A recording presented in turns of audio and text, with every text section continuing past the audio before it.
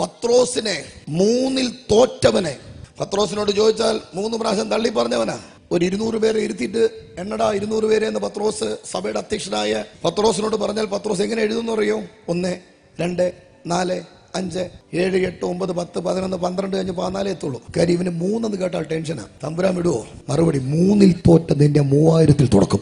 3 നിന്നെ തോൽപ്പിച്ചാൽ 3000ൽ ആരംഭിക്കും. അർത്ഥം എവിടെ നീ തോറ്റോ അതിന്റെ 1000 മടക്കാണ് തുടക്കം. നീ 3ൽ തോറ്റെങ്കിൽ 3000ൽ തുടങ്ങും. നീ ഏതിൽ തോറ്റോ അതിന്റെ 1000 മടങ്ങ്. 1000 മടങ്ങ് നിന്നെ വർദ്ധിപ്പിക്കാം. 1000 മടങ്ങ് നിന്നെ അനുഗ്രഹിക്കാം. 1000 മടങ്ങ് നിന്നെ ഉയർത്താൻ. പത്രോസ് ചെയ്ത കുറ്റത്തെ പിശാച് കോഴിയെ കൊണ്ടുപോലും കൂവി നാറ്റിച്ച്.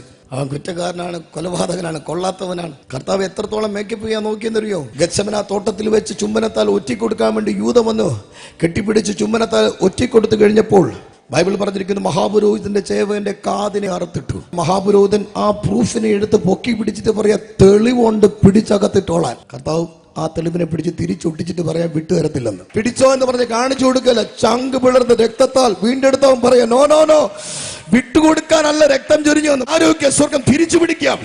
ഗുരു വന്നിട്ടുണ്ട്, നിന്നെ വിളിക്കുന്നു, മടങ്ങി വാ. തമ്പുരാനെ വിളിക്കുമ്പോ നീ വിളികൾക്ക് തിരിച്ചു വാ. നിയോഗത്തിലേക്ക് മടങ്ങി കയറ്.